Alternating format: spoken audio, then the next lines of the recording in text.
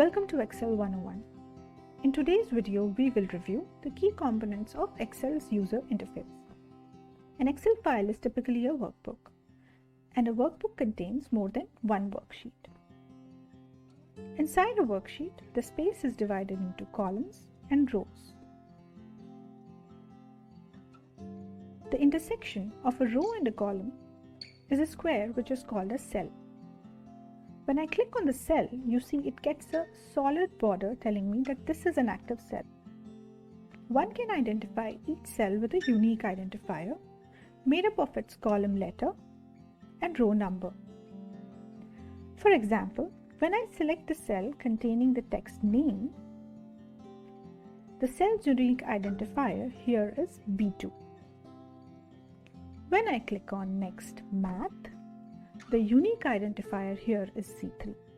When I click on the cell containing text Bread, the unique identifier is B9. Moving on, the main toolbar that you see at the top of our screen is called a ribbon, and it contains nearly all the tools that we use in Excel. Not all the tools are available under the Home tab though, but are categorized under relevant tabs based on their function. For example, the Insert tab has tools that are used for insertion in Excel spreadsheet. For example, pivot table, a regular table, pictures, shapes, and charts. Coming to the Data tab, the Data tab gives you tools for working with the data. You can get the data in the sheet, refresh the data, filter data, sort the data, remove duplicates from the data, so on and so forth. Coming back to the Home tab, I'd like you to further notice that the tools haven't been scattered randomly across the ribbon, but they are logically placed. For example, the font group contains all the tools that I need to change my text. At the bottom right hand corner of some of these groups is a small dialog launcher which contains additional options to modify your content. For example, here you can change your font style, size, color, and so on and so forth. Coming back to the ribbon, the File tab on the ribbon is special. It brings us to the Backstage view.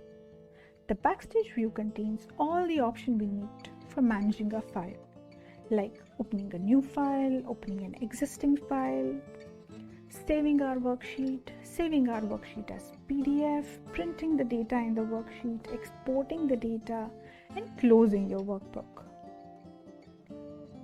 Going back to the worksheet now. At the end of the ribbon, you will see there is a button to collapse the ribbon. You can do this if you think the ribbon is taking up too much space. This does free up space, but it can be a bit alarming if you click on this button by mistake. You can simply click on any of the tabs to bring back the ribbon, the relevant ribbon, and you can refreeze your ribbon by clicking on this button again. Moving on, you will notice there is another toolbar below the ribbon. This is called Quick Access Toolbar. By default, this toolbar holds some of the very important tools that we use very frequently. For example, save, undo, redo, sort, spell check. One can add more tools into this by clicking on the drop-down arrow and selecting any of the tools that are mentioned in the list. If you cannot find the tool that you're looking for in the list, you can click on More Commands and find your tool in this repository and add it to the Quick Access Toolbar.